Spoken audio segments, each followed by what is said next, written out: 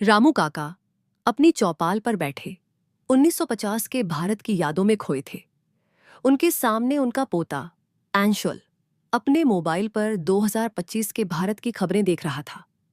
दोनों के बीच दो अलग अलग युगों की कहानियां थीं, जहां एक ओर धैर्य और समुदाय जीवन का आधार था, वहीं दूसरी ओर गति और तकनीक ने हर चीज बदल दी थी। रामू काका के लिए 1950 का भारत हाल ही में आजादी के जश्न में डूबा हुआ, लेकिन विभाजन के घावों को सहलाता हुआ देश था। गांव गांव तक फैली गरीबी एक सच्चाई थी, लेकिन साथ ही लोगों के चेहरों पर एक अजीब सी संतोष की चमक भी थी। तब लोग कम में खुश रहते थे। रामू काका ने धीमी आवाज में अंशुल से कहा।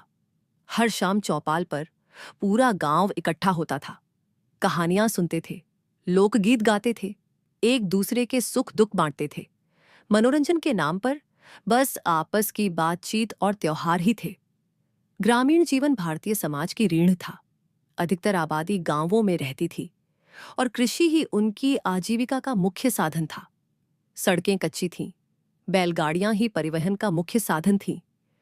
बिजली कुछ ही बड़े शहरों तक सीमित थी। गांव अभी भी लालटेन और दियों की रोशनी में जीते थे। सामाजिक ताना बाना बेहद मजबूत था। संयुक्त परिवार प्रणाली आम थी, जहां कई पीढ़ियां एक छत के नीचे रहती थीं।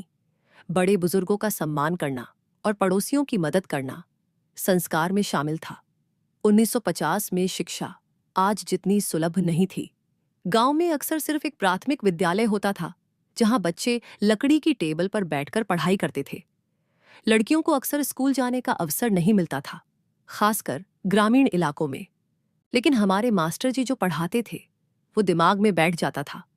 किताबों की कमी थी, इसलिए जो भी मिलता था उसे चाव से पढ़ते थे। और साथ ही अनुशासन और नैतिकता पर भी जोर दिया जाता था। शिक्षक को बहुत सम्मान दिया जाता था और उनकी बात को अंतिम माना जाता था। विज्ञान और गणित जैसे विषयों की पढ़ाई सीमित थी।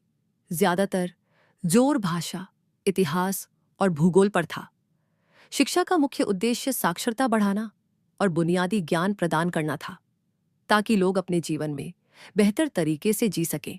अंशुल ने अपने टैबलेट पर एक वीडियो चलाया, जिसमें मुंबई की जगमगाती सड़कें और स्वचालित मेट्रो ट्रेनें दिखाई दे रही थीं। देखो दादाजी, अंशुल ने कहा, यह है 2025 का भारत। यहां सब कुछ तेज है। 2025 का भारत एक डिजिटल क्रांति का साक्षी है। शहरों की आबादी तेजी से बढ़ी है और गांवों में भी इंटरनेट और स्मार्टफोन का बोलबाला है। ई कॉमर्स, ऑनलाइन पेमेंट और सोशल मीडिया रोजमर्रा की जिंदगी का हिस्सा बन गए हैं। लोग अब घरों में नहीं, बल्कि मॉल, कैफे और ऑनलाइन प्लेटफॉर्म पर मिलते हैं। संस्कृति में भी बदलाव आया है, लेकिन भारतीय परंपराएं और त्योहार अब भी बड़े उत्साह के साथ मनाए जाते हैं। बस उनका तरीका थोड़ा बदल गया है। रोजगार के अवसर भी व्यापक हुए हैं। सूचना प्रौद्योगिकी, एआई, डेटा साइंस और नवीकरणीय ऊर्जा जैसे क्षेत्रों में नए नए पेशे सामने आए हैं। हालांकि इसके साथ ही प्रतिस्पर्धा भी बढ़ी है। लोगों का जीवन स्तर ऊपर उठा है, लेकिन भागदौड़ और तनाव भी बढ़ा है। पर्यावरण संबंधी चिंताएं भी एक बड़ी चुनौती है, लेकिन देश हरित ऊर्जा और सतत विकास की ओर अग्रसर है। 2025 में शिक्षा की तस्वीर पूरी तरह बदल चुकी है। अंशुल ने रामू काका को ऑनलाइन कक्षाओं का एक डेमो दिखाया, जहां दुनिया के किसी भी कोने से कोई भी छात्र किसी भी विषय को सीख सकता है। अब स्कूल सिर्फ एक इमारत नहीं है दादाजी, अंशुल ने समझाया। वर्चुअल लैब, ई लाइब्रेरी और इंटरैक्टिव लर्निंग ने पढ़ाई को बहुत मजेदार बना दिया है। उच्च शिक्षा में भी क्रांति आई है। भारत में अब विश्व स्तरीय विश्वविद्यालय हैं और छात्र विदेशों में भी आसानी से पढ़ाई कर सकते हैं।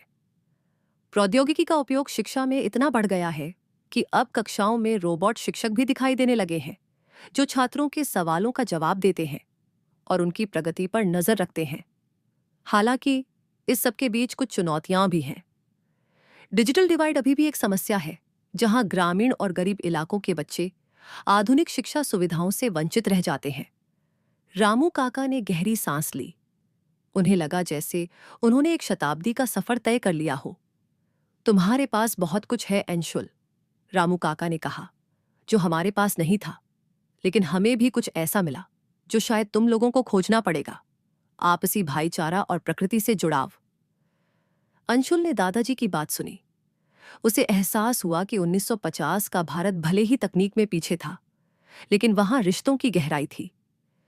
2025 का भारत सुविधाओं से भरा है, लेकिन कहीं ना कहीं उस सादगी और संतोष की कमी है जो रामू काका के युग की पहचान थी। दोनों युगों की अपनी खूबियां और कमियां थीं। भारत ने एक लंबा सफर तय किया था और यह अभी भी आगे बढ़ रहा है। Do like, share and subscribe.